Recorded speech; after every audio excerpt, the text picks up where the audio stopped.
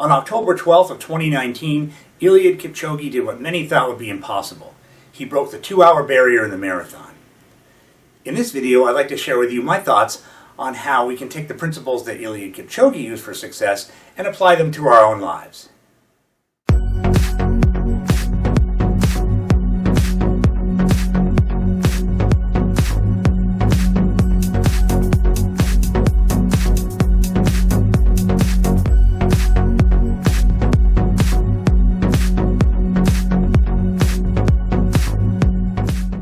In a feat that many consider as iconic as when Roger Bannister broke the 4-minute mile barrier back in 1954, Eliud Kipchoge broke the 2-hour marathon barrier. And even though he did it in a time trial setting with pacers and a support crew, not in a race, it's nonetheless remarkable. Many people felt that breaking 2 hours in a marathon was humanly impossible. And those who did think it would happen didn't think it would happen for decades.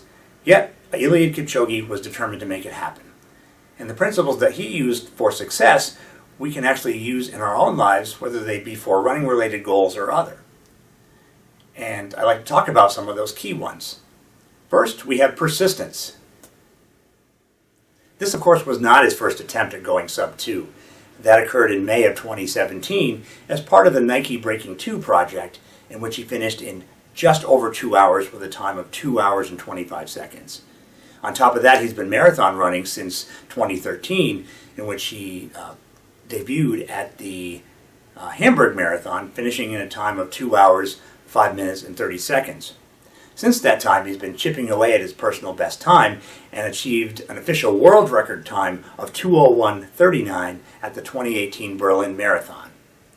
So he's made repeated efforts to go sub-2, and on top of that, he's obtained a lot of information over the years with his marathon running efforts, whittling his time down, and then of course coming close to breaking 2 in the first attempt, and took all that information and applied what he had learned to his successful attempt on October 12th.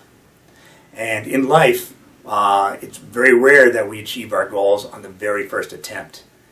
Oftentimes we make repeated efforts, and we can, if we make one attempt and fail, then we need to acquire knowledge or think about what we learned from that attempt and apply it to our next effort, and ultimately we will become successful. Up next is positivity. Everything I've read about Eliud Kipchoge indicates that he's a very positive, happy man. And that makes sense, because to perform at the level that he does, there has to be some positivity. Positivity leads to self-confidence, and it's also a very motivating force. When you feel you can't do something, then it's not going to happen. But when you feel you can do something, when something is going to happen, that drives you into action, and you're energized and you're motivated to take the action necessary and be persistent to make it happen. Embrace the suck. I've heard this expression from some Navy SEALs, and I really like it. I think it's very applicable, so I'm borrowing it from them.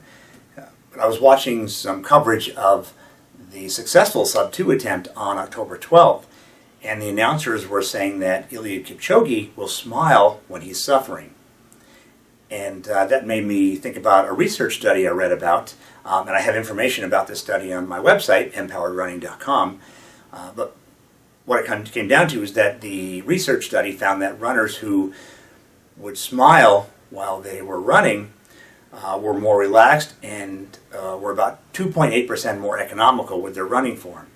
And I'm sure that's what was going through Eliud Kipchoge's mind. He was smiling to embrace the suck, if you will. And the term embrace the suck refers to when you're suffering, instead of wallowing in how bad things are, how much suffering you're going through, do something to stimulate more positive thoughts. So smiling does that. I've read about Navy SEALs who will sing in the middle of Hell Week to take their mind off the suffering. The idea is really just to put yourself in a more positive state of mind during times of suffering, and that helps you persevere. Discipline. Elite athletes are very disciplined with their training and nutrition to put themselves in the best possible position to be successful. You may not have any aspirations to be an elite athlete, but odds are you have goals of your own you want to accomplish. Maybe you want to run a personal best 5K, or run your first marathon, or set your own marathon personal best. Maybe you have a book you want to write.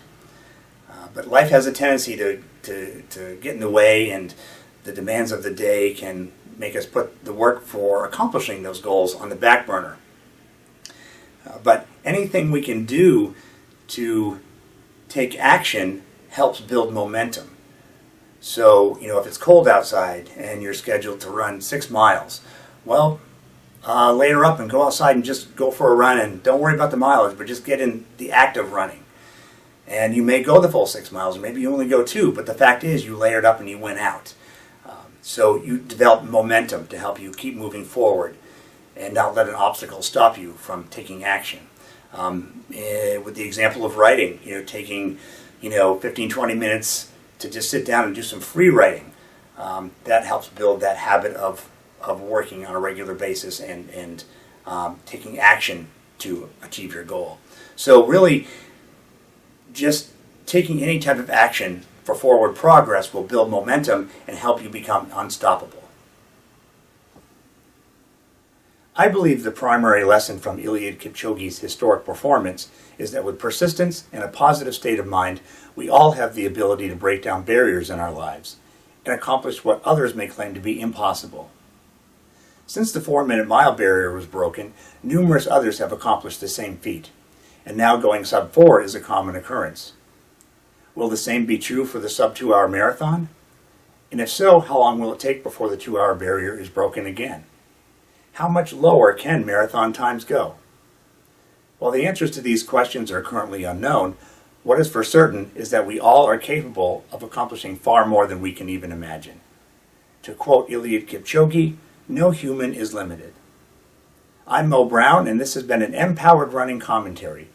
May you live a life without limits. Thanks for watching.